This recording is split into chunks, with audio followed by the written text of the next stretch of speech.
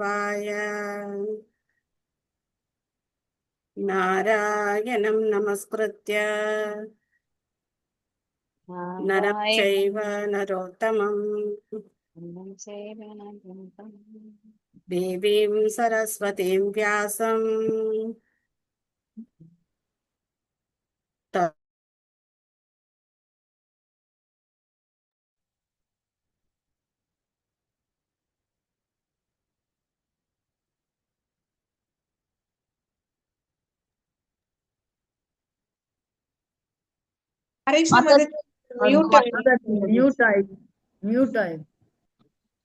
நஷ்டப்ராயேஷு பத்ரேஷு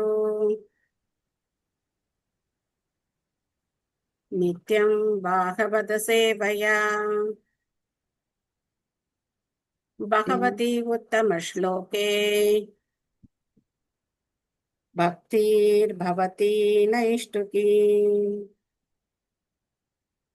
நிகமகல்பதரோர்கலிதம் ஃபலம் சுகமுகாதம்ருத திரவ சம்யுதம் விபத பாகவதம் ரசமாலயம் முகுரஹோ ரசிகா புவி பாவுகாக ஓம் அஜ்ஞானதிமிராந்தஸ்ய ஞானாஞ்சனசலாகயா சக்ஷுரோன்மிலிதம் येन தஸ்மை ஸ்ரீகுரவே நமः श्रीचैतन्यमनोभीष्टं स्थापितं येन भूतले स्वयं रूप कदा मह्यं ददाति स्वपदान्तिकं वन्देऽहं श्रीगुरो श्रीयुतपदकमलं श्रीगुरून् वैष्णवांश्च श्रीरूपं साग्रजातं सहगण रघुनाथान्वितं तं सजीवम् साद्वैतं सावधूतं परिजनसहितं कृष्णचैतन्यदेवम् श्रीराधा कृष्णपादान् सहगण ललिता श्रीविशाखान्वितांश्च हे कृष्ण करुणा सिन्धो दीनबन्धो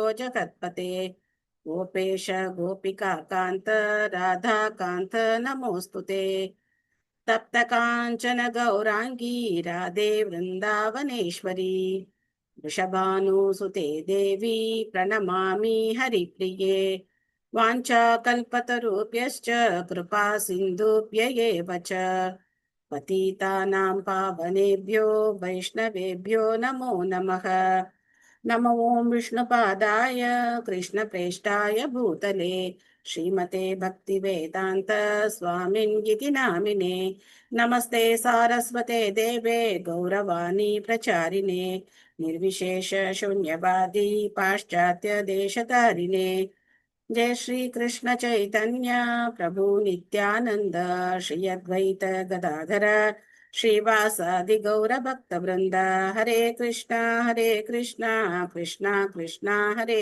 हरे हरे राम राम राम हरे हरे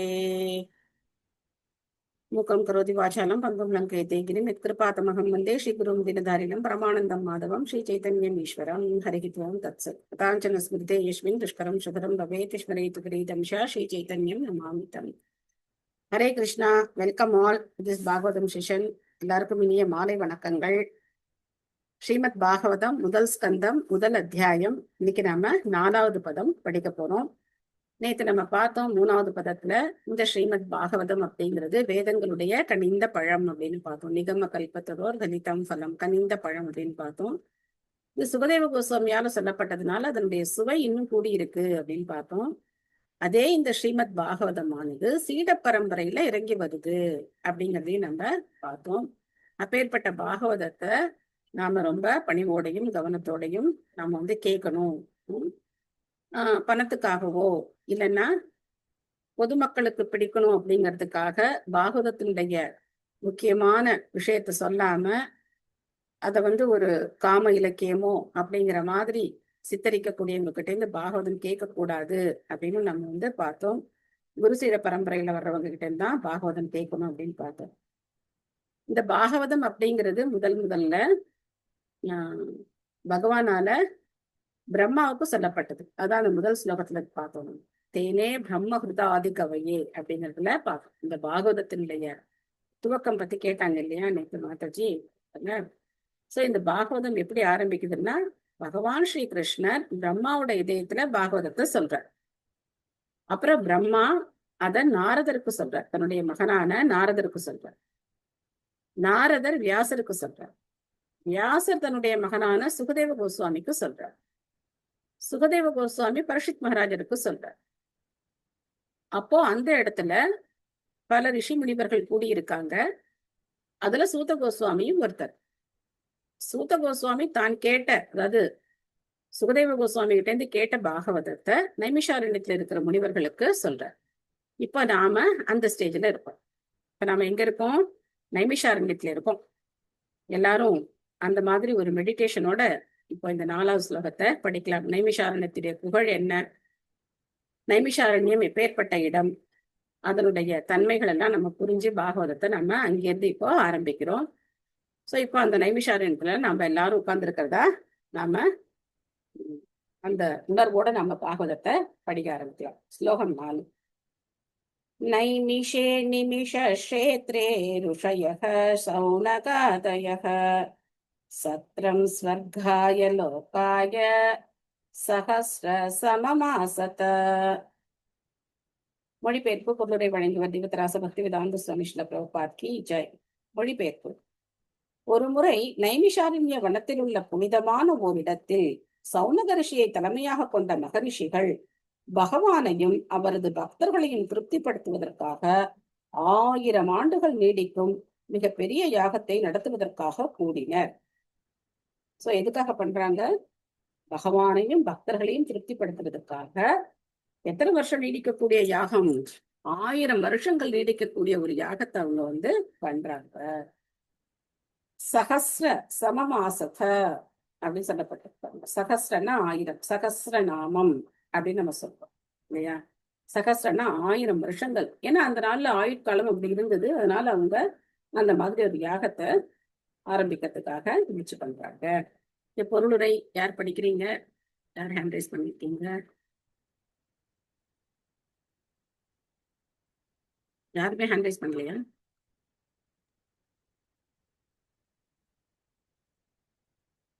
ஓகே. அகிலா மாதாஜி படிக்கிறீங்களா? எஸ் மாதாஜி. ஹரே கிருஷ்ணா. ஹரே கிருஷ்ணா. முந்தைய 3 ஸ்லோகங்களில் ஸ்ரீமத் பாகவதத்தின் முன்னுரை பேசப்பட்டது. இச்சிறந்த நூலின் முக்கியமான விஷயம் இப்போது வழங்கப்படுகிறது. ஸ்ரீல சுகதேவ கோஸ்வாமியால் முதலில் பேசப்பட்ட ஸ்ரீமத் பாகவதம் 2வது தடவையாக நைமிஷாரண்யத்தில் மறுபடியும் பேசப்பட்டது.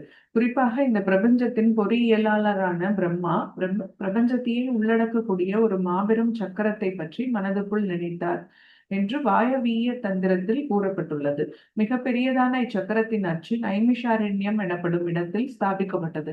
அதே போலவே நைமிஷாரண்ய வனத்தை பற்றிய மற்றொரு குறிப்பு வராக புராணத்தில் காணப்படுகிறது. அதில் இந்த இடத்தில் செய்யப்பட்ட வேள்வியினால் அசுர எண்ணம் கொண்டவர்களின் பலம் குறைக்கப்பட்டது என்று குறிப்பிடப்பட்டுள்ளது. இவ்வாறாக அத்தகைய வேள்விகளை செய்வதற்கு நைமிஷாரண்யம் சிறந்த இடம் என்று பிராமணர்கள் எண்ணுகின்றனர். பகவான் விஷ்ணுவின் பக்தர்கள் எல்லா விதமான யாகங்களையும் அவரது சந்தோஷத்துக்காக செய்கின்றனர். பக்தர்கள் பகவானின் தொண்டில் எப்பொழுதும் பற்று கொண்டவர்களாக இருக்கின்றனர். ஆனால் வீழ்ந்த ஆத்மாக்களோ பௌதிக வாழ்வின் இன்பத்தில் பற்றுள்ளவர்களாக இருக்கின்றனர். பகவான் விஷ்ணுவின் மகிழ்ச்சியை தவிர வேற எந்த காரணத்துக்காகவும் பௌதிக உலகில் செயலாற்றப்படும் எதுவும் செயலாற்றுபவரை மேலும் அதிகமான பந்தத்துக்கு ஆளாக்கிவிடும் என்று பகவத்கீதையில் கூறப்பட்டுள்ளது. எனவே பகவானையும் அவரது பக்தர்களையும் திருப்திப்படுத்துவதற்காகவே எல்லா செயல்களையும் செய்ய வேண்டும் என்று உத்தரவிடப்பட்டுள்ளது. இது அனைவருக்கும் அமைதியையும் முன்னேற்றத்தையும் தரும். பெரும் ரிஷிகள் எல்லாம் எப்போதும் பொதுமக்களுக்கு நல்லதை செய்ய விரும்புகின்றனர். இவ்வாறாக மிக பெரியதும் சங்கிலி தொடர் போல் தொடர்ந்ததுமான வேள்வி சடங்குகளை நிறைவேற்றும் திட்டத்துடன் சௌனகரை தலைமையாக கொண்ட ரிஷிகள் மற்றவர்களுடன் நைமிஷாரண்யம் எனும் இப்புண்ணிய இடத்தில் கூடியுள்ளனர். மறதியுள்ள மனிதர்கள் அமைதிக்கும் செழுமைக்கும் உரிய சரியான வழியை அறியவில்லை. இருந்தாலும் ரிஷிகள் இதை நன்கு அறிந்துள்ளனர். ஆகவே எல்லோருடைய நன்மைக்காகவும் உலகில் அமைதியை ஏற்படுத்தும் செயல்களை செய்வதற்கு அவர்கள் எப்பொழுதும் ஆவலோடு காத்திருக்கின்றனர். எல்லா ஜீவராசிகளுக்கும் அவர்கள் உண்மையான நண்பர்களாக இருந்து அனைத்து மக்களின் நன்மைக்காகவும் பகவானின் தொண்டில் எப்பொழுதும் ஈடுபட்டுள்ளனர். பகவான் விஷ்ணு பெரியதொரு மரத்தை போன்றவர். தேவர்கள், மனிதர்கள், சித்தர்கள், சாரணர்கள், வித்யாதரர்கள் மற்றும் பிற ஜீவராசிகள் உட்பட அனைவரும் அந்த மரத்தின் கிளைகள், சுள்ளிகள் மற்றும் இலைகள் ஆகியவற்றை போன்றவர்கள் ஆவர். மரத்தின் வேருக்கு நீரூற்றுவதால் மரத்தின் எல்லா பகுதிகளும் தானாகவே நீரை கிரகிக்கின்றன. ஆனால் துண்டிக்கப்பட்ட கிளைகளும் இலைகளும் ஊட்டத்தை பெறுவதில்லை. துண்டிக்கப்பட்ட கிளைகளுக்கும் இலைகளுக்கும் நீரூற்றும் முயற்சியை மேற்கொண்டாலும் படிப்படியாக அவை காய்ந்துவிடும். துண்டிக்கப்பட்ட கிளைகளுக்கும் இலைகளுக்கும் நீரூற்றுவதால் ஒருவரது சக்தியும் நீரும் தான் வீணாகின்றன. அதே போலவே மனித சமூகம் பரமபுருஷ பகவானிடமிருந்து பிரிக்கப்படும் போது அவர்கள் சக்தியும் மூலகங்களும் தான் வீணாகின்றன. தற்போதைய மக்கள் சமூகம் பரமபுருஷருடன் தங்களுக்குள்ள உறவிலிருந்து பிரிந்த நிலையில் உள்ளது. மேலும் நாஸ்திக தலைவர்களால் உருவாக்கப்படும் எல்லா திட்டங்களும் ஒவ்வொரு அடியிலும் உடைத்தெறியப்படுகின்றன. இருப்பினும் இதில் அவர்கள் எச்சரிக்கையா இருப்பதில்லை. இந்த யுகத்தில் பகவானின் புனித நாமங்களை கூட்டமாக சேர்ந்து பாடுவதே விழிப்புணர்ச்சியை பெறும் முறையாகும். இதற்கான வழிகளும் உபாயங்களும் பகவான் ஸ்ரீ சைத்தன்ய மகாபிரபுவால் மிகவும் விஞ்ஞான பூர்வமாக வழங்கப்பட்டுள்ளன. மேலும் உண்மையான அமைதியையும் செழுமையும் ஏற்படுத்துவதற்காக அவரது போதனைகளை புத்தி நுட்பம் உள்ளவர்கள் பயன்படுத்திக் கொள்ள வேண்டும். இதே நோக்கத்துக்காக தான் ஸ்ரீமத் பாகவதமும் வழங்கப்பட்டுள்ளது. பிந்தைய ஸ்லோகங்களில் இது மிகவும் தெளிவாக விளக்கப்படும். ஹரே தேங்க்யூ மாதாஜி. ஹரே கிருஷ்ணா. தேங்க்யூ மாதாஜி. இப்ப பார்த்தோம் அப்படின்னா இந்த நைமிஷாரண்யத்தை புகழ நாம பார்க்கலாம். பிரம்மாவோட அந்த இதயத்துல அவர் கற்பனை பண்றாரு. இது ஸ்தூலமா அந்த அச்சு அப்படிங்கிறது ஸ்தூலமா உள்ளது கிடையாது, சூட்சமமா உள்ளது.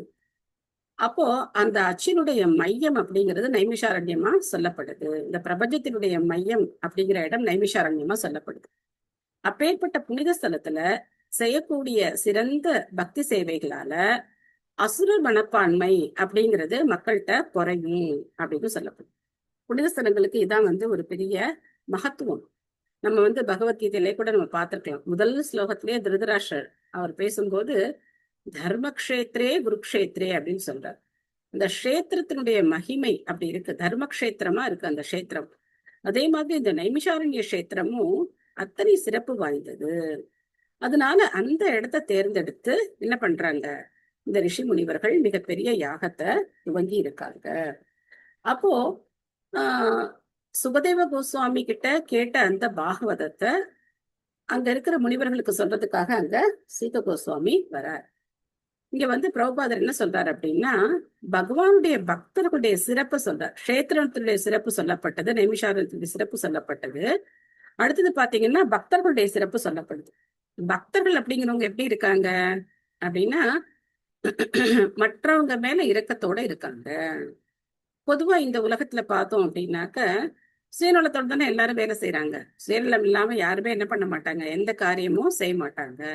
எதுவா இருந்தாலும் சரி, இதுல எனக்கு என்ன லாபம் கிடைக்கும், அதான் அவங்களுடைய நோக்கமா இருக்கும்.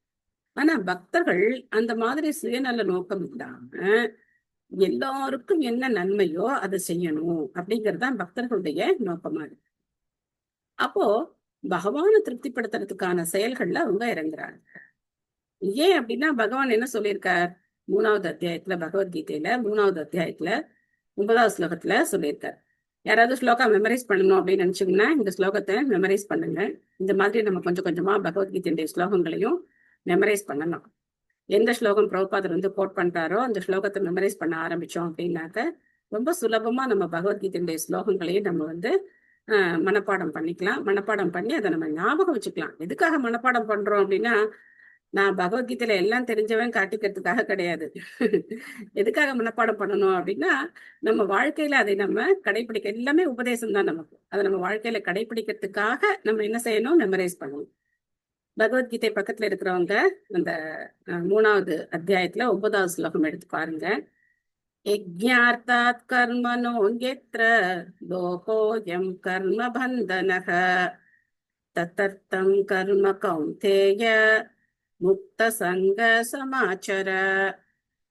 இந்த ஸ்லோகத்தை பகவான் சொல்றார். யஜ்ஞார்த்தாத் கர்மனோ அன்யத்ர. என்ன அர்த்தம்? யஜ்ஞ அப்படின்னா பகவான் ஸ்ரீ விஷ்ணு. விஷ்ணுவை திருப்திப்படுத்துறதுக்கான காரியங்களை தான் ஒருத்தர் செய்யணும். அப்படின்னா என்ன செய்யணும்? நாம செய்யற காரியங்கள் எல்லாத்தையும் பகவானுடைய திருப்திக்காகவே செய்யணும். சிம்பிள். நாம எது செஞ்சாலும் பகவானுடைய திருப்திக்காக நம்ம அதை செய்யணும். அந்யத்ர அப்படி செய்யாம போனோம் அப்படின்னா லோகோயம் கர்ம பந்தனக. அப்போ பகவானுடைய திருப்திக்காக செய்யாம என்னுடைய சொந்த திருப்திக்காக நம்ம செஞ்சோம் அப்படின்னாக்க நாம கர்ம பந்தனத்துல மாட்டிக்குவோம். அதுக்கு நல்ல உதாரணம் என்ன அப்படின்னாக்கா சாப்பிட்றது தாங்க.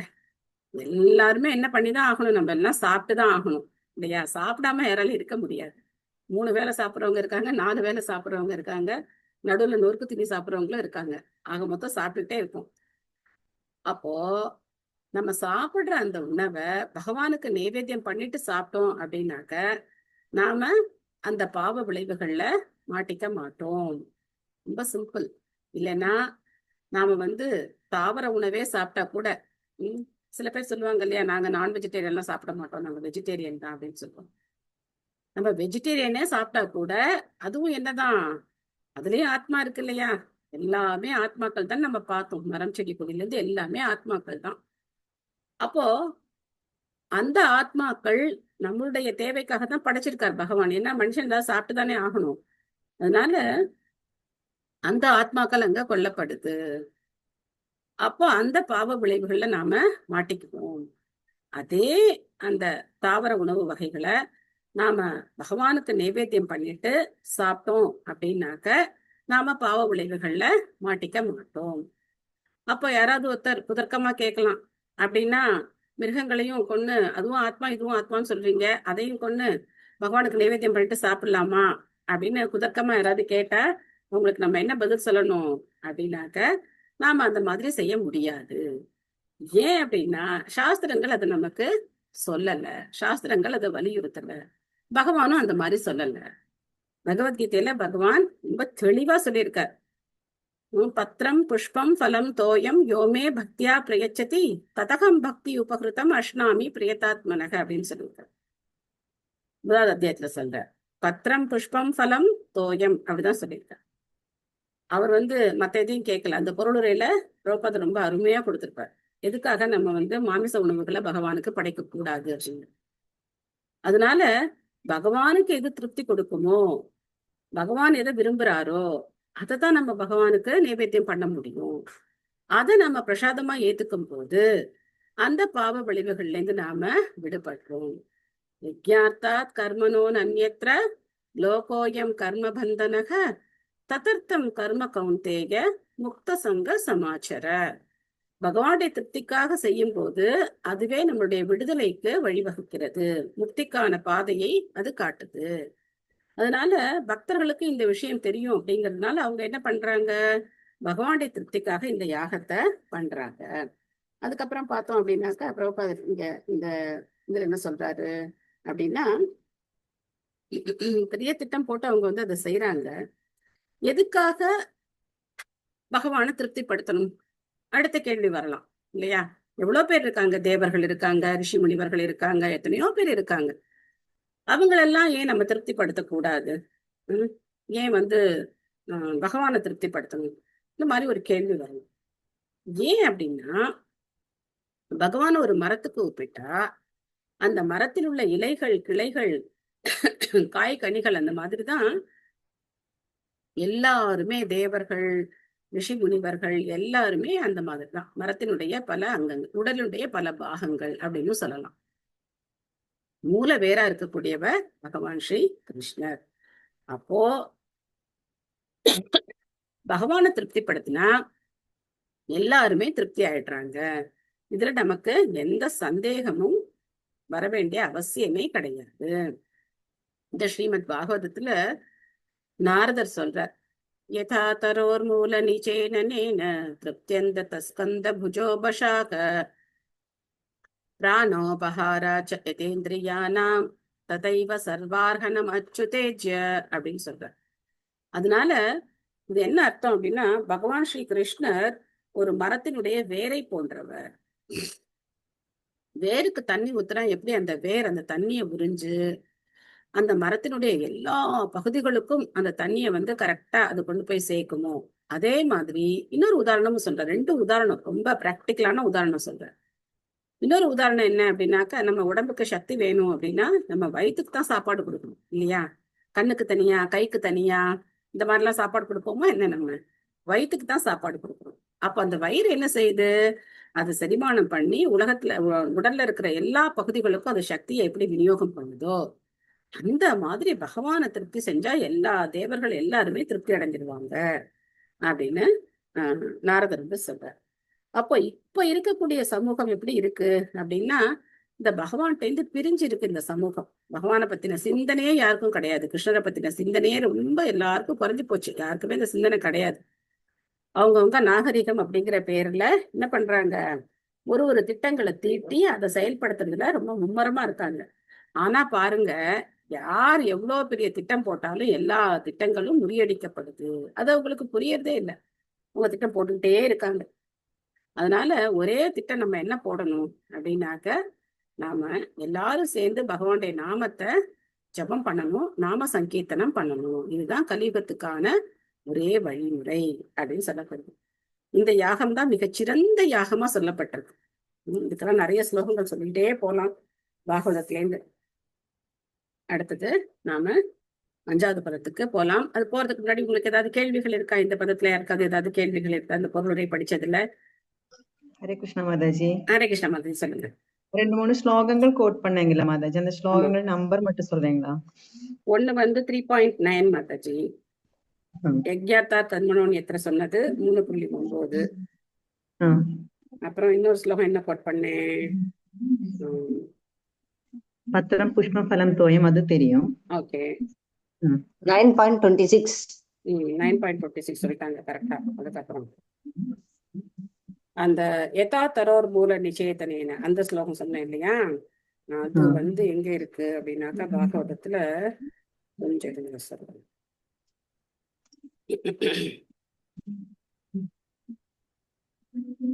4வது ஸ்கந்தத்துல 31வது அத்தியாயத்துல 14வது ஸ்லோகம். ஓகே மாதாஜி. 4.31.16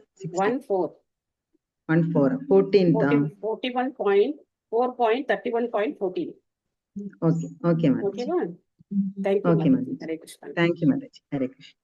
நம்ம இப்ப அடுத்த பதம் போலாமா? சோ இந்த வாரம் வந்து எல்லாரும் இந்த 3.9 ஸ்லோகா மெமரைஸ் பண்ணிடுங்க.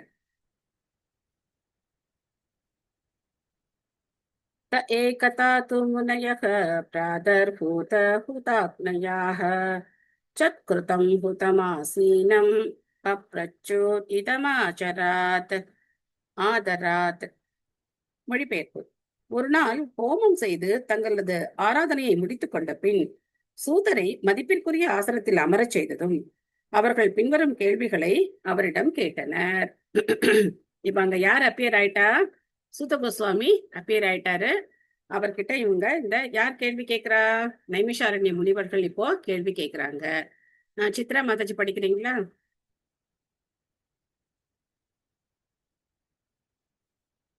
சித்ரா மாதாஜி படிக்கட்டுங்களா மாதாஜி? படிங்க. மொழிபெயர்ப்பு பொருளுரை படிங்க.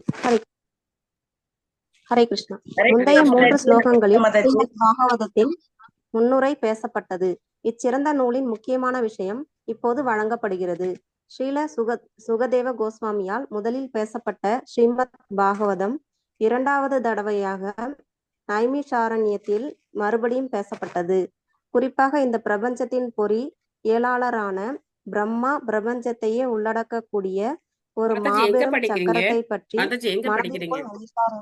ஹரே கிருஷ்ணா மாதாஜி, நீங்க கிளாஸ்ல இது வரைக்கும் நீங்க பதம் 4 தானே? இப்பதான் ஜாயின் பண்ணீங்கன்னு நினைக்கிறேன். சித்ரா படிக்கிறேன் மாதாஜி. சித்ரா படிங்க. படிக்கிறேன் மாதாஜி. படிங்க. ஆன்மீக தொண்டுகளை மேற்கொள்வதற்கு காலை நேரம் சிறந்ததாகும். வியாசாசனம் அல்லது ஸ்ரீல வியாசதேவருக்குரிய ஆசனம் என்றழைக்கப்படும் ஓர் உயர்ந்த மதிப்பிற்குரிய ஆசனத்தை சிறந்த முனிவர்கள் பாகவதம் பேசுவதற்கு வழங்கி கௌரவித்தனர். ஸ்ரீல வியாசதேவரே மக்கள் எல்லோருக்கும் மூல ஆன்மீக ஆசான் ஆவார். மற்றெல்லா ஆசான்களும் அவருடைய பிரதிநிதிகளாக கருதப்படுகின்றனர். யாரொருவர் ஸ்ரீல வியாசதேவரின் கருத்தை மாற்றாமல் அப்படியே வழங்குகின்றாரோ அவர்தான் வியாசரின் பிரதிநிதி ஆவார். ஸ்ரீல வியாசதேவர் பாகவதத்தை ஸ்ரீல சுகதேவ் கோஸ்வாமிக்கு உபதேசித்தார். அதன் பிறகு ஸ்ரீ சூத கோஸ்வாமி அதை சுகதேவரிடமிருந்து கேட்டறிந்தார்.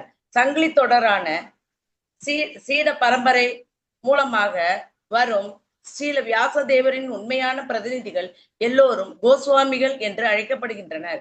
இந்த கோஸ்வாமிகள் தங்களுடைய புலன்களை எல்லாம் கட்டுப்படுத்துவதுடன் முந்தைய ஆச்சாரியர்களால் வகுக்கப்பட்ட வழியை பின்பற்றுகின்றனர். கோஸ்வாமிகள் மனம் போன போக்கில் பாகவதத்தின் மீது சொற்பொழிவு ஆற்றுவதில்லை.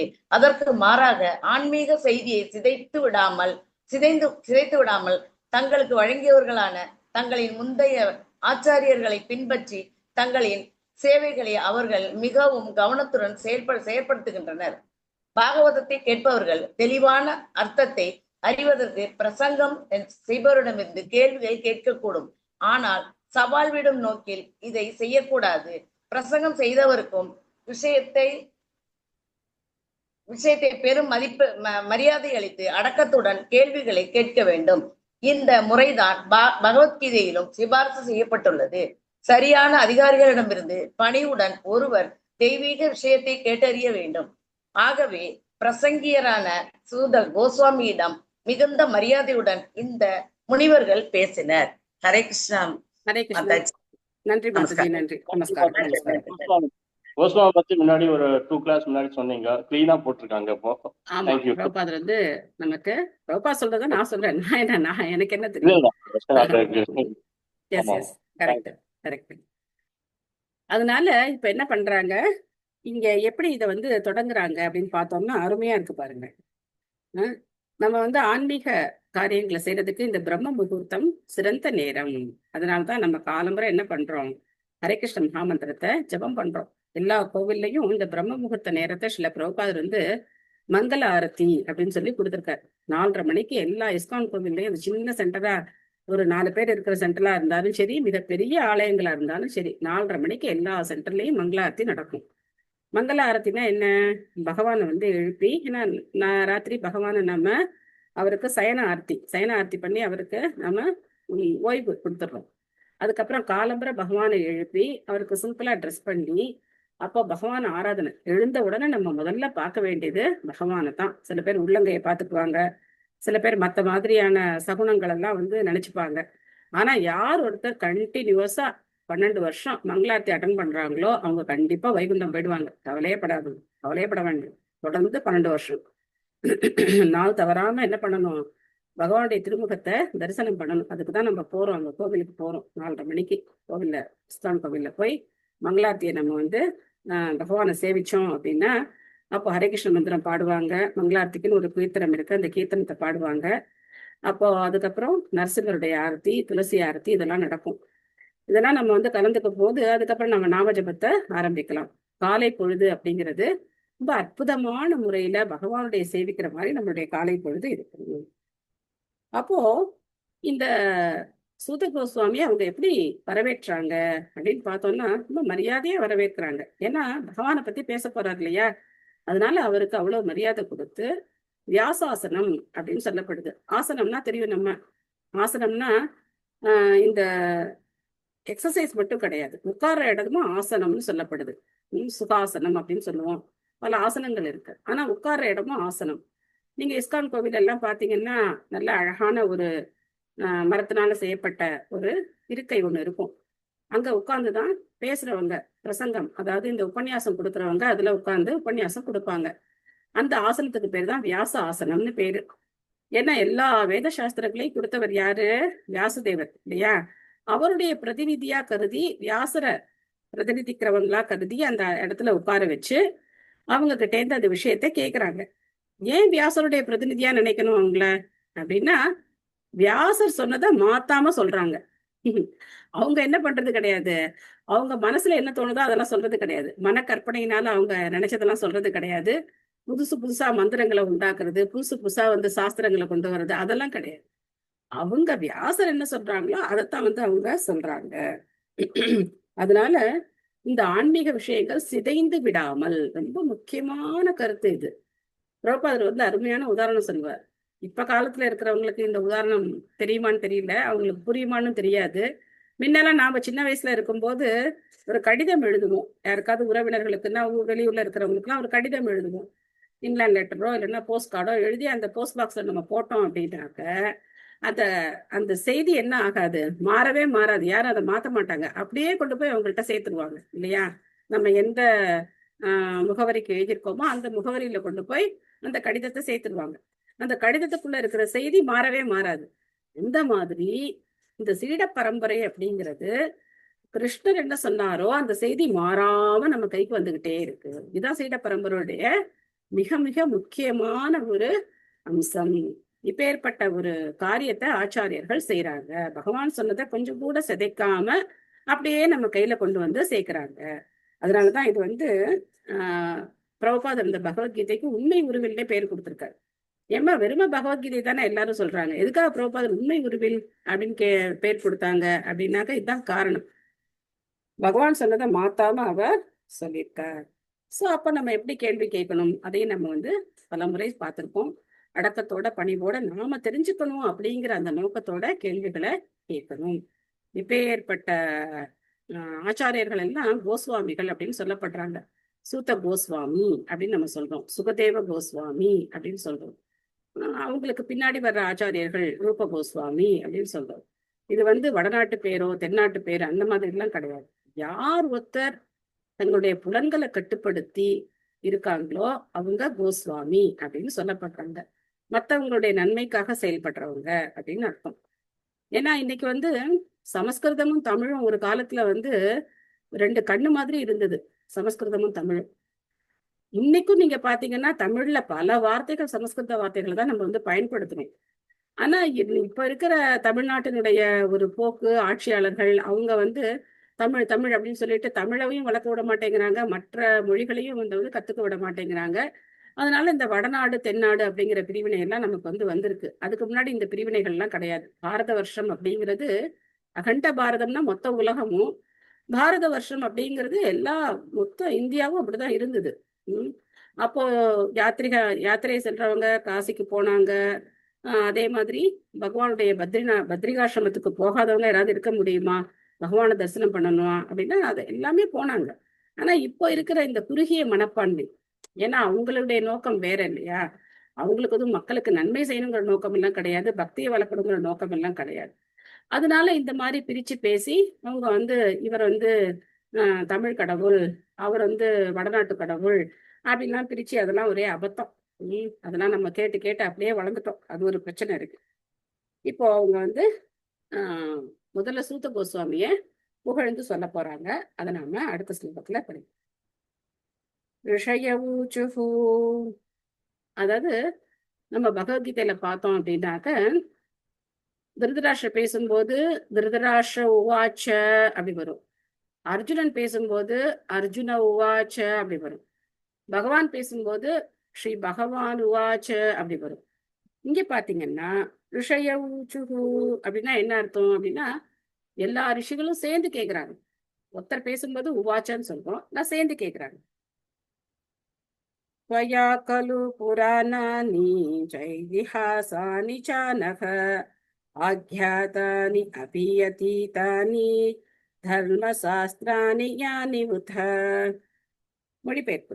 ரிஷிகள் கூறினர், மதிப்பிற்குரிய சூத கோஸ்வாமியே, எல்லா களங்கத்திலிருந்தும் தாங்கள் முற்றிலும் விடுபட்டிருக்கிறீர்கள். சமய வாழ்வுக்கு தேவையான புகழ்பெற்ற எல்லா சாஸ்திரங்களிலும் புராணங்களிலும் மற்றும் சரித்திரங்களிலும் கூட தாங்கள் தேர்ச்சி பெற்றிருக்கிறீர்கள். அவற்றை முறையான வழிகாட்டலின் கீழ் தாங்கள் கற்றதுடன் அவற்றை நீங்கள் விளக்கியும் இருக்கிறீர்கள். எடுத்த உடனே என்ன பண்ணல, வந்துட்டீங்கல்ல, டக்கு டக்குன்னு எங்க கேள்விக்கெல்லாம் பதில் சொல்லுங்க அப்படிலாம் சொல்லல. அவர் என்ன செய்யறாங்க, உண்மையிலே புகழ்ந்து பேசுறாங்க. இது முகஸ்துதி கிடையாது. அரசியல்வாதிகளுக்கும் இவங்களுக்கும் ஜெய் ஜெய் சொல்றாங்களே அந்த மாதிரி முகஸ்துதி கிடையாது, உண்மையை பேசுறாங்க. ஏன் அப்படின்னா சூத கோஸ்வாமிக்கு அந்த தகுதிகள் இருக்கு. அந்த எல்லா சாஸ்திரங்களையும் அவர் தேர்ச்சி பெற்றவரா இருக்கார், புராணங்கள்ல தேர்ச்சி பெற்றவரா இருக்கார். இதெல்லாம் வெறும் கதை மாதிரி சொல்றது இல்ல. நீங்க பாத்தீங்கன்னா எப்படி சொல்றாங்க அப்படின்னா வாழ்க்கைக்கு தேவையான, சமய வாழ்க்கைக்கு தேவையான, நம்மளுடைய ஆன்மீக வாழ்க்கைக்கு தேவை அப்படிங்கிற விதத்துல எடுத்து சொல்றாங்க. இப்போ நம்ம இத்தனை வருஷம் கதை கேட்டோமே, என்னைக்காவது நம்ம நாம ஜபம் பண்ணோமா? பகவத்கீதையில பகவான் சொல்லியிருக்கார், சததம் கீர்த்தயந்தோ மாம் யதந்தஸ்ச திருடவ்ரதாக நமஷ்யந்தஸ்ச மாம் பக்தியா நித்ய யுக்தா உபாசதே அப்படின்னு சொல்றாரு. நம்ம என்னைக்கு பண்ணியிருக்கோம் சததம் கீர்த்தன்? நமக்கு என்னைக்கு பண்ணியிருக்கோம்? யார் சொல்லி கொடுத்தா? அதனால இந்த மாதிரி கதை சொல்றவங்களை விட என்ன முக்கியம், நம்ம வாழ்க்கையில பகவானுடைய உபதேசத்தை நம்ம எப்படி கடைபிடிக்கிறது, அதை சொல்லி கொடுக்க வேண்டியது ரொம்ப ரொம்ப முக்கியம் இல்லைங்களா? அதனால அந்த மாதிரி நீங்க எங்களுக்கு சொல்ல தெரியும், நீங்க சொல்லியிருக்கீங்க. அப்படின்னு சொல்லி அவரை புகழ்ந்து பேசுறாங்க. நெக்ஸ்ட் யார் படிக்கிறீங்க? குணவதி மாதாஜி படிக்கிறீங்களா? மாதாஜி நான் படிக்கட்டுங்களா? சரி படிங்க. பொருளுரை. கோசாமி அல்லது ஸ்ரீல வியாச தேவரின் முன்னுரை உண்மையான பிரதிநிதி ஆவார். ஒருவர் எல்லா விதமான கலங்கங்களிலிருந்தும் விடுபட்டிருக்க வேண்டும். கலியுகத்தில் 4 பெரிய கலங்கங்களாக இருப்பவை: 1 பெண்களுடனான தீய உறவு, 2 மிருகவதை, 3 போதைப் பொருள், 4 போதைப் பொருள் உட்கொள்ளுதல், 4 சூதாட்டம். வியாசாசனத்தில் தைரியமாக அமர்வதற்கு முன் எல்லா கலங்கங்களிலிருந்தும் கோசாமி ஒருவர் விடுபட்டிருக்க வேண்டும். தூய ஒழுக்கமற்றவர்களும் மேலே குறிப்பிட்டுள்ள கலங்கங்களிலிருந்தும் விடுபடாதவர்களும் வியாசாசனத்தில் அமர அனுமதிக்கப்படக்கூடாது. அவர் இவ்வெல்லா கலங்கங்களிலிருந்தும் விடுபட்டு இருப்பதோடு வேதங்களையும் பிற சாஸ்திரங்களும் நன்றாக கற்றுணர்ந்தவராகவும் இருக்க வேண்டும். பூரணங்களும் வேதங்களின் பகுதிகளாகும். மகாபாரதம் அல்லது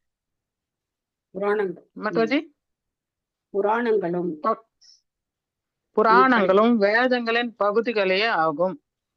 மகாபாரதம் அல்லது ராமாயணம் போன்ற சாஸ்திரங்களும் கூட வேதங்களின் பகுதிகளே ஆகும். ஆச்சாரியர் அல்லது கோசாமி இவ்வெல்லா சாஸ்திரங்களுக்கும் பரிச்சயம் உள்ளவராக இருக்க வேண்டும். அவற்றை படிப்பதை விட அவைகளுக்கு கேட்பதும் விளக்குவதும் அதிக முக்கியமுள்ளவையாகவும், கேட்பதாலும் விளக்குவதாலும் மட்டுமே சாஸ்திரங்களின் அறிவை ஒருவரால் கிரகித்து கொள்ள முடியும். கேட்பது ஸ்மரணம் என்றும் விளக்குவது கீர்த்தனம் என்றும் அழைக்கப்படுகின்றன. ஸ்மரணம், கீர்த்தனம் என்னும் இவ்விரு முறைகளையும் ஆன்மீக வாழ்வில் முன்னேறுவதற்கு மிகவும் முக்கியமானவை ஆகும்.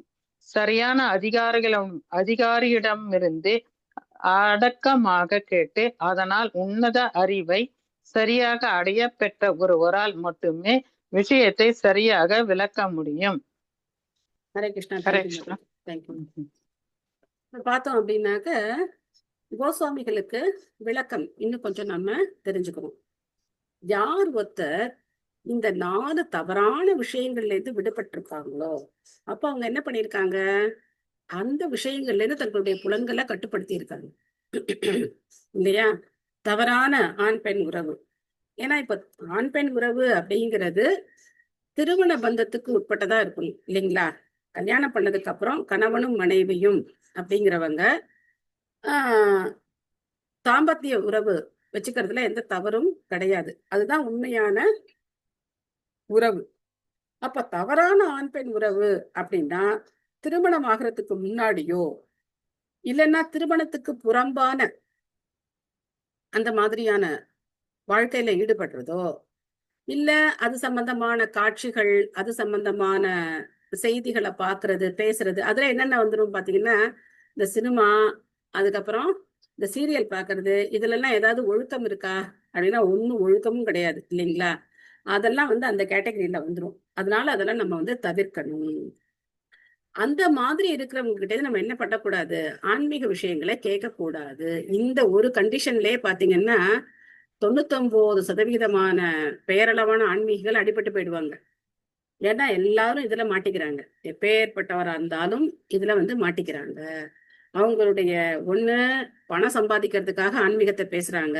எவ்வளவு ரேட்டிங் போகும், இந்த ப்ரோக்ராமுக்கு இந்த பிரைம் டைம்ல வச்சா எவ்வளவு காசு வரும், அவங்களுக்கு அந்த வருமானம். இப்படித்தான் ஆன்மீகம் இன்னைக்கு பேசப்படுது. அப்போ அந்த மாதிரி இருக்கிறவங்கள்ட்ட நம்ம ஆன்மீகத்தை கேட்க கூடாது. அதுக்கப்புறம் பாத்தீங்கன்னா மிருகவதை. இந்த பக்கம் பேசிட்டு அந்த பக்கம் போய் நம்ம இந்த மாதிரி உணவு வகைகளை சாப்பிட்டோம் அப்படின்னாக்க அந்த மாதிரி இருக்கிறவங்கள்ட்ட எந்த பிரயோஜனமும் கிடையாது. அப்புறம் போதைப் பொருள், அதுக்கப்புறம் சூதாட்டம். அதனாலதான் பிரபுபாதர் நமக்கு இந்த 4 கட்டுப்பாட்டு விதிகளை கொடுத்திருக்காரு. போதை எதுவும் எடுத்துக்கூடாது, தவறான ஆண் பெண் உறவுல நாம ஈடுபடக்கூடாது, சம்பந்தமான விஷயங்களை பார்க்கக்கூடாது, பேசக்கூடாது.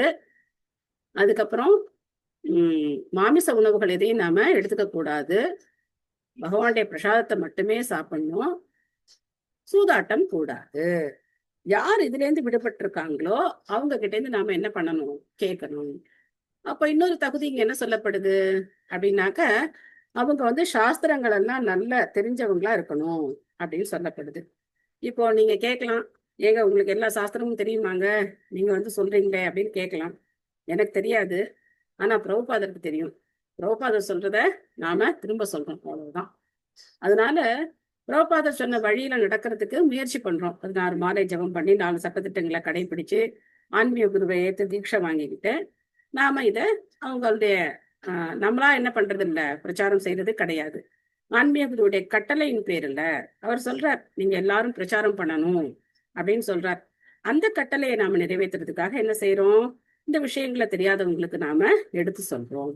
நாம எல்லாத்துலயும் தலை சிறந்தவங்க அப்படிங்கிறதுலாம் கிடையாது. தெரியாத விஷயங்கள், ஆன்மீகத்தை பத்தின விஷயங்கள் எவ்வளவோ இருக்கு, புராணங்கள் இதிகாசங்கள்ல எவ்வளவோ இருக்கு. அது எல்லாமே நமக்கு தெரியும் அப்படின்னா சொல்ல முடியாது. ஓரளவுக்கு நமக்கு என்ன வாழ்க்கைக்கு நம்ம என்ன பயிற்சி பண்ணணுமோ அதை மற்றவங்களுக்கு நம்மளால எடுத்து சொல்ல முடியும். பிரபுபாதர் சொல்லி இருக்கிறத நம்ம சொல்றோம், அவ்வளவுதான். அதுதான் நம்மளுடைய தகுதி. குருவுடைய ஆணையை நிறைவேற்றுறது தான் நம்முடைய தகுதி. வேற எந்த தனிப்பட்ட தகுதியும் நமக்கு கிடையாது. அப்போ இன்னொரு முக்கியமான விஷயம் என்ன அப்படின்னாக்க, புராணங்களும் வேதங்களுடைய பகுதிகள் தான். சில பேர் இதை ஏத்துக்க மாட்டாங்க. வேதம்னா ரிக்வேதம், எஜுர்வேதம், சாம அதர்வணம் தான் அப்படின்னு சொல்லுவாங்க. பாகவத புராணத்தை பிரமாணமா ஏத்துக்க மாட்டாங்க. இது பஞ்சம வேதம் அப்படின்னு சொல்லப்படுது. அதனால இதுவும் வேதங்களுடைய பகுதி தான். அப்போ இங்க வந்து ஆன்மீகத்தை பயிற்சி பண்றதுக்கு 2 முறைகள் சொல்லப்பட்டிருக்கு. ஒண்ணு ஸ்ரவணம். ஸ்ரவணம் அப்படின்னா கேட்கறது. ஸ்ரவணம்னா காதால கேட்கறது. ஆன்மீகத்துல காதுதான் கண்ணுங்க. உள்டா பௌதிக உலகத்துல கண்ணாலதான் எல்லாத்தையும் பார்த்து தெரிஞ்சுப்போம். ஆனா ஆன்மீக விஷயத்துல காதுதான் கண்ணு. காதால கேட்டுதான் என்ன பண்ணணும், நாம தெரிஞ்சுக்கணும். நாமளா படிக்கிறத விட ஒருத்தவங்க சொல்லும் போது கேட்டோம் அப்படின்னாக்க அது ஈஸியா நமக்கு வந்து புரிஞ்சிடும். அப்படி நம்ம கேட்டு, ஏன்னா அவங்க டைஜஸ்ட் பண்ணி சொல்றாங்க, அதனால ஈஸியா புரிஞ்சிடும். அப்போ இந்த ஸ்ரவணம் அப்படிங்கிற முறை முதல்ல சொல்லப்பட்டிருக்கு. முதல் முறை என்ன, ஸ்ரவணம். 9 முறைகள் இருக்கு. வந்து பிரகலாத சொல்லியிருக்கார். ஸ்ரவணம் கீர்த்தனம் விஷ்ணு ஸ்மரணம் பாதசேவனம் அர்ச்சனம் வந்தனம் தாஸ்யம் சக்கியம் ஆத்ம நிவேதனம் அப்படின்னு சொல்லியிருக்கார். ஸ்ரவணம் தான் முதல் முறை. ஸ்ரவணம், அதுக்கப்புறம் கீர்த்தனம். கீர்த்தனம்னா பகவானுடைய புகழ பாடுறது, பேசுறது எல்லாமே கீர்த்தனம் தான். பகவானுக்கு சேவை செய்யறது எல்லாமே கீர்த்தனம் தான். அதனால இந்த 2 முறைகள் இங்க பாத்தீங்கன்னா பாகவதத்துல இதான் நடந்துகிட்டு இருக்கும். ஒருத்தவங்க பேசுவாங்க, ஒருத்தவங்க கேட்பாங்க. பேசுறவங்க ஒருத்தர், கேட்கிறவங்க பல பேர் இருக்கலாம். இங்க சூத கோஸ்வாமிய இங்க நைமிஷாரண்ய முனிவர்கள் கேள்விகள் கேட்டிருக்காங்க. அவர் சொல்லும் போது அவங்க எல்லாரும் அந்த பதில்களை கேட்க போறாங்க. இதுல ஏதாவது சந்தேகம் இருக்கா? இந்த 6வது ஸ்லோகத்துல இருக்காது, ஏதாவது கேள்வி இருக்கா?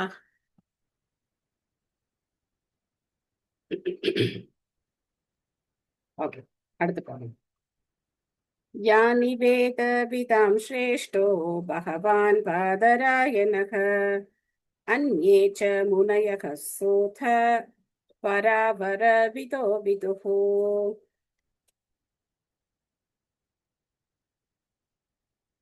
ஓ சூத கோஸ்வாமியே, கற்றறிந்த வேதாந்திகளில் மூத்தவரான தாங்கள் பரமபுருஷரின் அவதாரமாகிய வியாசதேவரை பற்றி நன்கு அறிந்திருக்கிறீர்கள். எல்லா வகையான பௌதீக மற்றும் ஆன்மீக அறிவுகளில் நன்கு கற்று தேர்ந்தவர்களான மற்ற முனிவர்களை பற்றியும் தாங்கள் அறிவீர்கள். சோ நீங்க மட்டும் கிடையாது, உங்களை மாதிரி இருக்கிற பல பேரை பத்தியும் நீங்க தெரிஞ்சிருக்கீங்க. வியாசதேவரை பத்தியும் நீங்க ரொம்ப நல்லா தெரிஞ்சு வச்சிட்டு இருக்கீங்க அப்படின்னா சொல்லி அவருடைய அந்த குணநலன்களை புகழ்ந்து சொல்றாங்க. நெக்ஸ்ட் யார் படிக்கிறீங்க?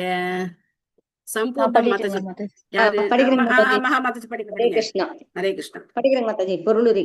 ஸ்ரீமத் பாகவதம் என்பது பிரம்மசூத்திரம் அல்லது பாதராயணி வேதாந்த சூத்திரத்தின் மீதான இயற்கையான வியாக்கியானமாகும். இது இயற்கையானது என்று அழைக்கப்படுகிறது. ஏனெனில் ஸ்ரீமத் பாகவதம் மற்றும் வேதாந்த சூத்திரம் ஆகிய இரண்டுக்கும் வியாசதேவரே ஆசிரியர் ஆவர். வியாசதேவரை தவிர 6 வகையான தத்துவ முறைகளின் ஆசிரியர்களான கௌதமர், கனாடர், கபிலர், பதஞ்சலி, ஜெயமினி மற்றும் அஷ்டவக்ரர் போன்ற மற்ற முனிவர்களும் உள்ளனர். வேதாந்த சூத்திரத்தில் ஆஸ்திகம் பூரணமாக விளக்கப்பட்டுள்ளது. ஆனால் மற்ற கற்பனையான தத்துவ முறைகளில் அநேகமாக சர்வ காரணங்களுக்கும் மூல காரணத்தை பற்றிய குறிப்பே கொடுக்கப்படவில்லை.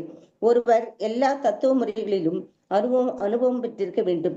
இதனால் மற்றெல்லா தத்துவ முறைகளுக்கும் எதிராக பாகவதத்தின் பக்தி கொள்கையை அவரால் பூரணமாக வழங்க முடியும்.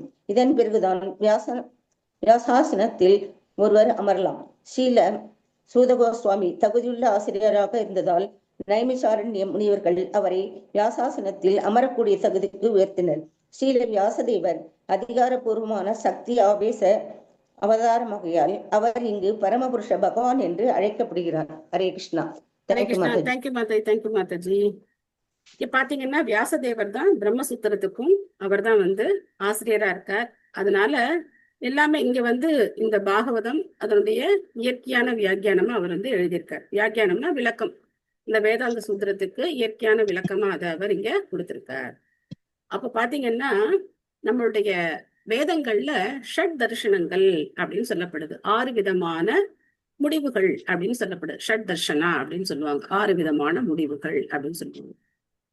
இதெல்லாம் என்ன அப்படின்னு பார்த்தோம்னா இதுல 5 விஷயங்கள் 5 தர்ஷனங்கள்ல மூல காரணத்தை பத்தி சொல்லப்படல. ஆனா 6வதான தர்ஷனம் அது என்னதுன்னா வேதாந்த சூத்திரம். அதுலதான் எல்லா காரணங்களுக்கும் காரணமா இருக்கக்கூடியவர் பகவான் ஸ்ரீ கிருஷ்ணர் தான் அப்படிங்கிறது சொல்லப்பட்டிருக்கு. பிரம்ம சம்ஹிதா அப்படின்னு பிரம்மா பகவானை புகழ்ந்து சொல்லியிருக்காரு. அதுல பாத்தீங்கன்னா முதல் ஸ்லோகத்துல அவர் ஈஸ்வர பரம கிருஷ்ண சச்சிதானந்த விக்கிரக அநாதிராதிர் கோவிந்த சர்வ காரண காரணம் அப்படின்னு சொல்றாரு. இந்த ஸ்லோகமும் நீங்க மெமரைஸ் பண்ணலாம். நான் போன தடவையே சொன்னேன்னு நினைக்கிறேன்.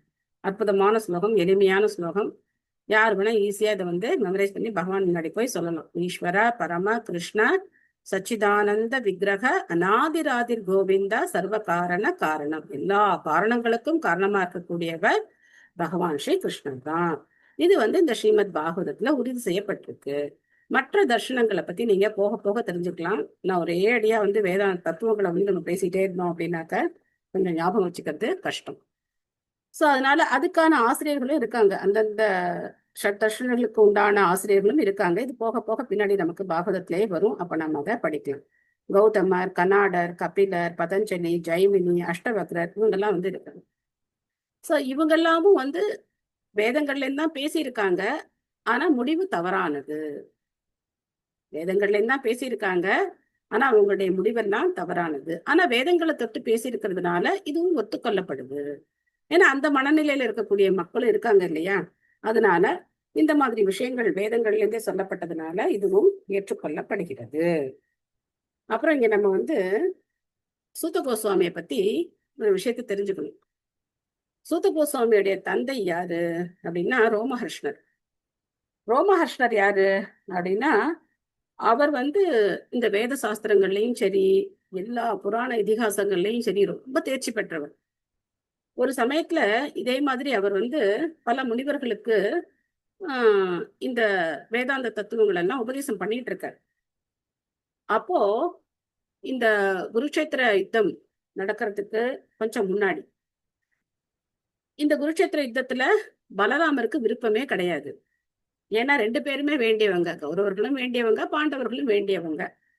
அது மட்டும் இல்லாம திருதராஷ்டிரருடைய மகனான துரியோதனன் பலராமருக்கு ரொம்ப பிரியமானவர். ஏன் அப்படின்னா கதாயுதத்துல சிறந்தவர். பலராமர் கதாயுதத்துல சிறந்தவர். அவர் தான் அவருக்கு டீச்சர். பலராமர் தான் டீச்சர். துரியோதனனுக்கும் சரி பீமனுக்கும் சரி. ஆனா பீமனை விட ரொம்ப திறமைசாலி யாரு அப்படின்னா துரியோதனன். சோ இந்த யுத்தம் அப்படிங்கிறது அவருக்கு அவ்வளவு இஷ்டம் இல்லை. அவர் என்ன பண்றாரு, நீங்க எல்லாம் சண்டை போட்டுக்குங்க அப்படின்னு சொல்லி அவர் கிளம்பி போயிடுறாரு. அப்படி ஒரு கஷேத்ராடனம் அப்படி போயிட்டே இருக்காரு. ஊர் ஊரா அப்படி போயிட்டே இருக்காரு. பகவானே எதுக்கு கஷேத்ராடனம் பண்றார் இல்லையா? அவர் அப்படி போயிட்டே இருக்காரு. அப்போ இந்த இடத்துல வரும்போது இந்த ரோமஹர்ஷ்ண சூத்தர் அவர் உட்கார்ந்து இந்த வியாசாசனத்துல உட்கார்ந்து அவர் பேசிட்டு இருக்கார். பலராமர் வந்த உடனேயே எல்லாரும் என்ன பண்ணாங்க, அவங்க உட்கார்ந்து இருந்த மிகப்பெரிய ரிஷி முனிவர்கள் எல்லாம் என்ன பண்ணாங்க அப்படின்னா உடனே எழுந்து அவருக்கு அவருடைய நமஸ்காரங்களை பண்ணாங்க. ஆனா இந்த ரோமஹர்ஷனர் அவர் என்ன நினைச்சிட்டாரு, நான் வந்து வியாசாசனத்தை உட்கார்ந்துருக்கேன், நான் எதுக்காக வந்து இவருக்கு மரியாதை செலுத்தணும் அப்படின்னு அவர் நினைச்சார். ஆனா அந்த அகங்காரம் இருந்தா என்ன பண்ண முடியாது, இந்த வேத உண்மைகளை மற்றவங்களுக்கு கொண்டு போய் சொல்ல முடியாது.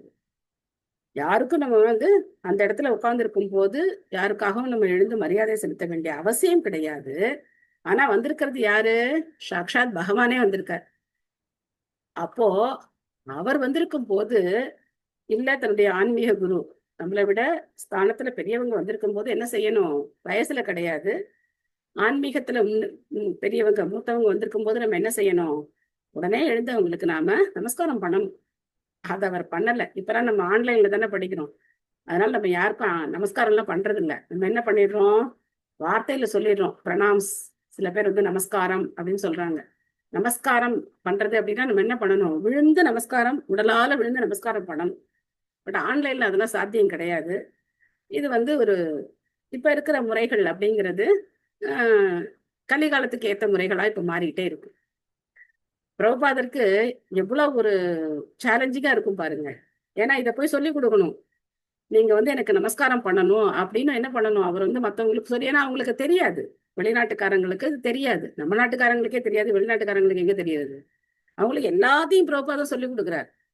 எப்படி உட்காரணும், எப்படி கேட்கணும், எப்படி கையில எடுத்து சாப்பிடணும், எப்படி வந்து சாப்பிட்டுட்டு தட்டு கழுவி வைக்கணும், எல்லாமே சொல்லி கொடுக்குறாரு. எப்படி வந்து பஞ்சகச்சம் கட்டணும், எப்படி பெண்கள் புடவை உடுத்தணும், எல்லாத்தையும் பிரபுபாதர் தான் ஒரு தாய் தந்தையா இருந்து பிரபுபாதம் சொல்லி கொடுத்தாரு.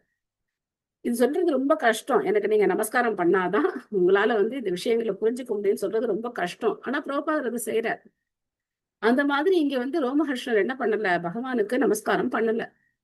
உடனே பலராமர் என்ன பண்றாரு, அங்க இருக்கிற ஒரு புல்லை எடுத்து மந்திரங்களை பிரயோகிச்சு அவர் மேல எழுதுறாரு, அவரை வதம் பண்றார், ரோமஹர்ஷனை வதம் பண்றார். அப்போ இந்த முனிவர்கள் எல்லாம் வந்து ரொம்ப வருத்தப்படுறாங்க.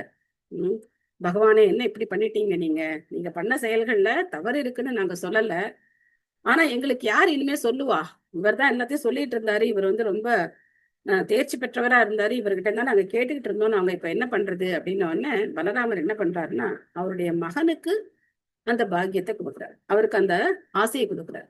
இந்த சூத கோஸ்வாமி ரோமாஷனுடைய மகன், அவருக்கு அந்த ஆசீர்வாதத்தை கொடுத்து பின்னாடி நீங்க நைமிஷாரண்யத்துல சௌனகாதி ரிஷிகளுக்கு பாகவதம் சொல்லுவீங்க அப்படின்னு சொல்லி அந்த ஆசீர்வாதம் கொடுக்குறார். பகவான்கிட்டேருந்து நேரடியா ஆசீர்வாதம் வாங்கினவர் யாரு அப்படின்னா சூத கோஸ்வாமி.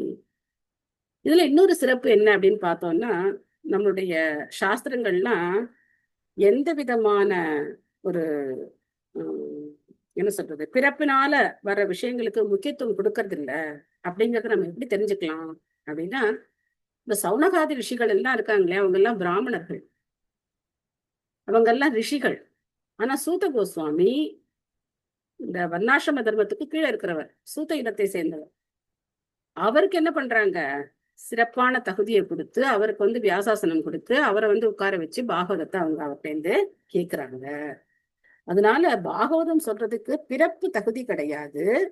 பாகவதம் சொல்றதுக்கு என்னதான் தகுதி அப்படின்னா, அவர் பகவானுடைய பிரதிநிதியா, வியாசருடைய பிரதிநிதியா இருந்து பாகவதத்தை சொல்லணும், அதுதான் தகுதி.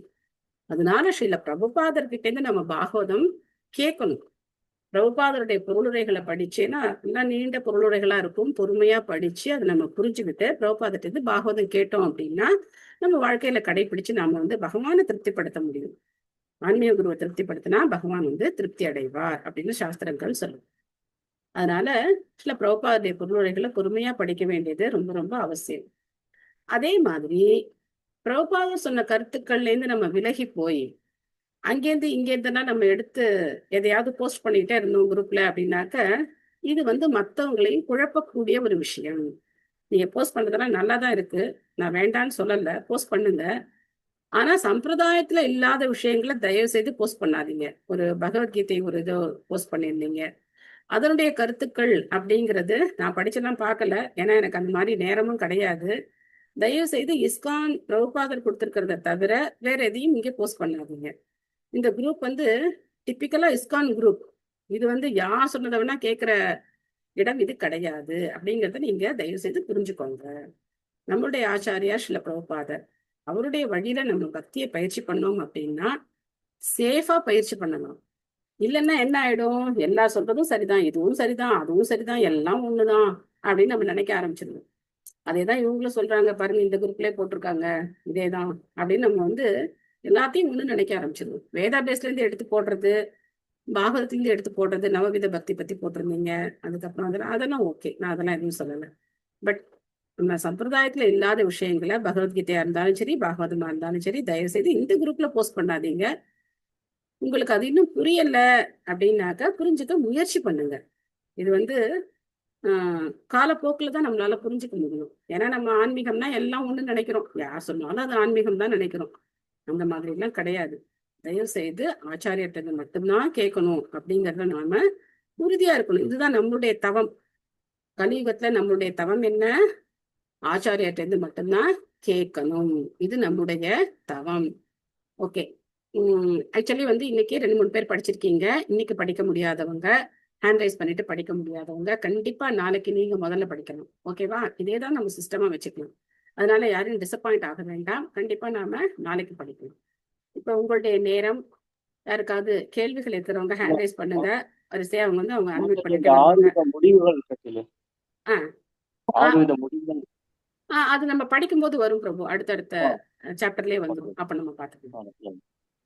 ஹரே கிருஷ்ணா மாதாஜி. ஹரே கிருஷ்ணா மாதாஜி, சொல்லுங்க மாதாஜி. மாதாஜி, நான் 3.9 பகவத்கீதையில இருந்து அந்த ஸ்லோகம் சொல்றேன் மாதாஜி. சொல்லுங்க சொல்லுங்க சொல்லுங்க. யஜ்ஞாதாத் கர்மணோன்யத்ர லோகோயம் கர்ம பந்தனஹ ததர்த்தம் கர்ம கௌந்தேய முக்த சங்கச்சமாச்சர. ஹரே கிருஷ்ணா ஹரே மாதாஜி. கிருஷ்ணா. தேங்க்யூ மாதாஜி. பாப்பா எங்க காணோம்? ஹரி ஹரே போல், ஹரி போல். ஹரே கிருஷ்ணா, ஹரே கிருஷ்ணா. ஓகே மாதாஜி, ரொம்ப நல்லா சொன்னீங்க. ஹரே கிருஷ்ணா சொல்லுங்க பாக்கலாம். ஹரே கிருஷ்ணா சொல்லுங்க. ஹரே ஹரே, நீ சொல்லுமா, பாப்பா ஸ்லோகம் நீ சொல்லுமா. ஹரே சொல்லுமா. சாக்லேட் சொல்லு. ஹரே கிருஷ்ணா சொல்லு. Very good. Hare Krishna. Very good very good very good. Thank you Mataji. Hare Krishna. Very good very good. Hari போல், ஹரி போல். வேற யாராவது கேள்வி இருக்கா? தேங்க்யூ மாதாஜி, நல்ல ஸ்லோகம் சொன்னீங்க. ஹரே கிருஷ்ண மாதாஜி. சொல்லுங்க மாதாஜி. மாதாஜி, இந்த சூத கோஸ்வாமி சொல்ற ரோமஹர்ஷர் சொன்னீங்கல்ல மாதாஜி, ரோமஹர்ஷ்ணர், அவர் மரியாதை கொடுக்காதது அந்த இது மட்டும் கொஞ்சம் இன்னொரு தடவை சொல்லுங்க மாதாஜி. அவர் வந்து உட்கார்ந்து பாகவதம் சொல்லிட்டு இருக்கிறாரு. அப்போ அந்த இடத்துல பலராமர் வர்றார். பலராமர் வரும்போது பலராமருக்கு அவர் என்ன செய்யல, தன்னுடைய ஆசனத்துல இருந்து எழுந்திருச்சு அவர் வந்து மரியாதை பண்ணல. பகவானுக்கு மரியாதை பண்ணாம எப்படி அவரால் அந்த பகவானை பத்தி பேச முடியும் இல்லையா? பகவானை பார்த்தோன்னா நம்ம என்ன பண்ணணும்? எந்திரிச்சு மரியாதை கொடுக்கணும், எந்திரிச்சு மரியாதை நமஸ்காரம் பண்ணணும். பகவானை பார்த்தோன்னா தண்டவத் பிரணாம்னு சொல்றோம் இல்லையா? ஒரு குச்சியை எப்படி கைவிட்டா எப்படி அந்த குச்சி கீழே விழுமோ அந்த மாதிரி நம்ம உடலை நிலத்துல நம்ம வந்து விழுந்து நமஸ்காரம் பண்ணணும். ஆண்கள்னா அஷ்டாங்க நமஸ்காரம் பண்ணணும், பெண்கள்னா பஞ்சாங்க நமஸ்காரம் பண்ணணும்.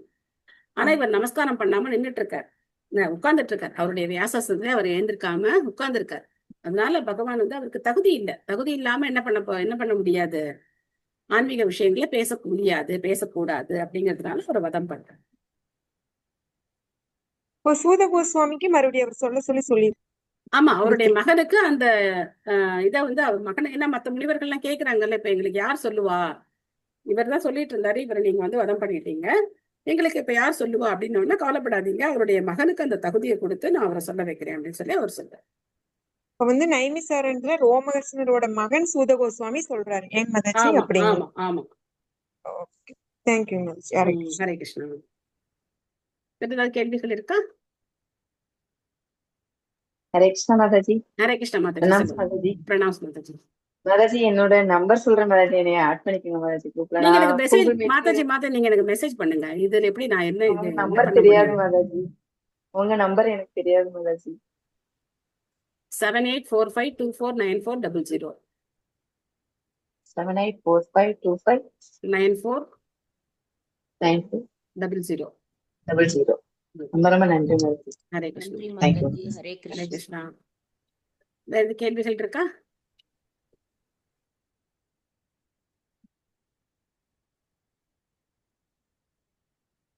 நம்ம இதோட நிறைவு பண்ணிக்கலாம். Hare Krishna Krishna Krishna Hare Hare, Hare Rama Rama Rama Hare Hare.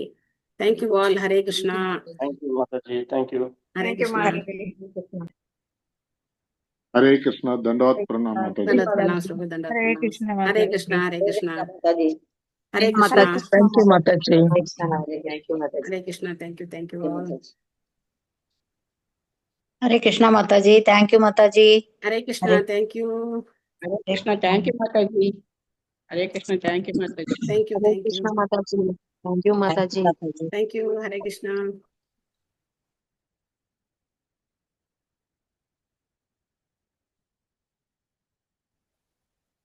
Hare Krishna Mataji.